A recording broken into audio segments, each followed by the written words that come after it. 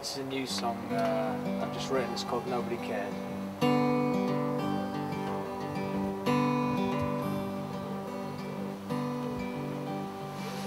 I know by now things have not been simple. I know too well. Always tried to be stronger. Nobody cared about us, about me, about you. Nobody cared what we think, what we say, what we do. You're going through changes. Everything around you rearranges. You have got to be so strong, and you've got to carry on. Everything will wash away with the rain. Why hold within all that you have been through?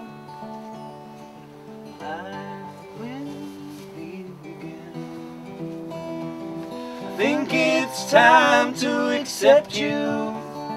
Nobody cared about us, about me, about you.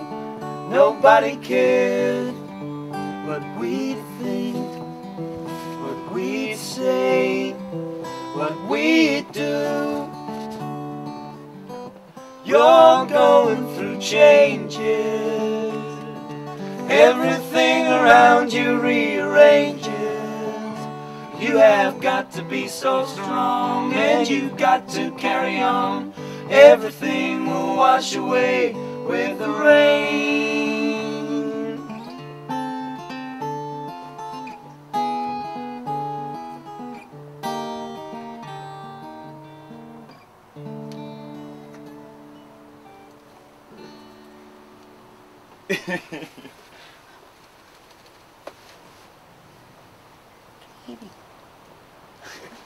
And that's absolutely beautiful new song. And is that one that you've just done, Findlay Brown?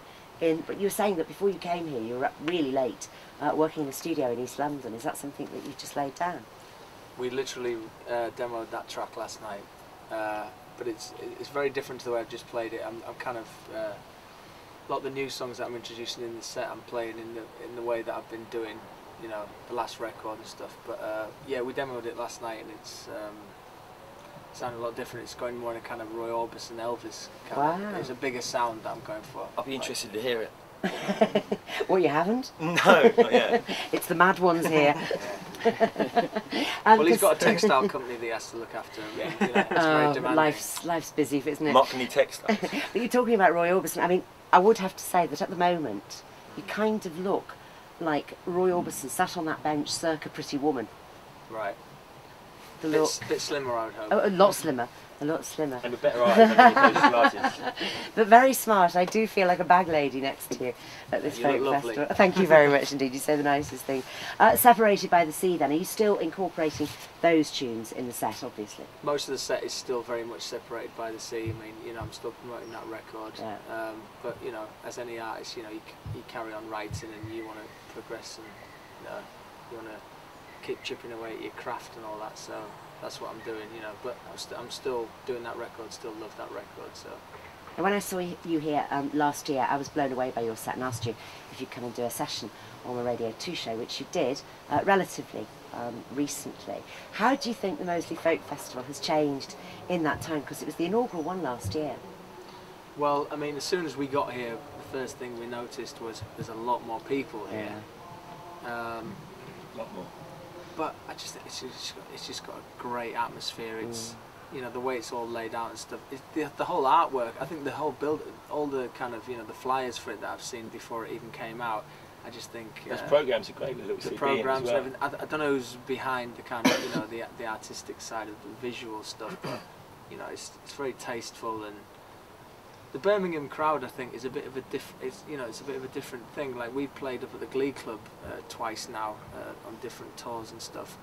They're respectful, aren't they? Yeah, we've noticed that. I think the proper music people in this part of the country, you know, like, Birmingham's not a place that I would necessarily think about, apart from, you know, if I was going through my old Duran Duran records and stuff.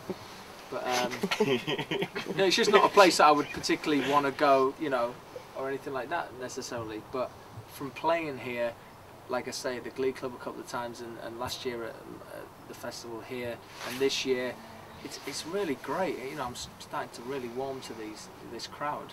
I wonder why it is, though, because I've been talking about that with a lot of musicians. I mean, the West Midlands is certainly on the map at the moment, music-wise, but it's always had that music. It's whether London takes notice, and then they go, oh, Sheffield, or oh, now it's going to be Manchester, or whatever.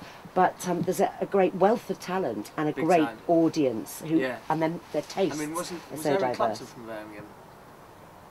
I don't know, was he? I don't actually know know I that. think I've got another. Sorry. There's another story here. There's another story here that's got Eric Clapton involved somehow. Oh. Has it got Ozzy Osbourne in it? It's all that crowd, like Robert Plant, that group Jimmy Family. Page. Oh, Family. You know, and all that, and I think Traffic, Steve Winwood, and that scene. There was a big scene in the late '60s, and I think a lot of those groups stem from Birmingham. I might be wrong, but you know, Family, for instance. One of my favourite groups. That's yard, is it? Music in a Doll's House. Come on. I did notice, though, I must say, you went up to David Graham and you said, "Let me shake your hand." Yeah. I mean, because he has been so influential, hasn't he? I mean, we were not just necessarily to you. Yeah, I'm talking about it on the way up. Yeah, me and Tom van, were saying in the van on the way up, like how kind of folk music had almost like a straightness to it. You know, the traditional songs that have been passed down from, you know, generation to generation, that a lot of 60s, you know, or late 50s, early 60s players were kind of influenced by and getting into. And I think it was David Graham was a pivotal kind of character, and he loved the old tunes, but he realised that, you know, in Arabic music in the East and stuff like that. And he bridged that gap between the two. Yeah. There was a real drama. Change, exactly. There was a real melancholy. Because he felt they didn't have enough drama, and so they fused the two things together. They put those things together, you know, the traditional folk songs, and then, you know, that influence, that kind of dramatic feel that music had, and he created that whole sound that I think a lot of people today, when they think of traditional folk music, they think of that sound, and actually it only really happened in, you know, the early 60s with people like him, and, you know, pretty much him really. He was kind of the start of that. And he's incredible in terms of guitar and that style phenomenal that he developed that other people. He was doing all the ragas and the detuning and amazing. Well, lovely to see you again. And are you going to stay on and have a few beers, or do you have to go back to East London to keep demoing? No, we're going to be beering it. We've got another gig to do tonight. Yeah, we'll stay out of your way then. Show as well. After show party, we're going to do some. I think I've been invited to play a couple of songs there. Good. Well, have a great time and do one more tune if you would, please. Right.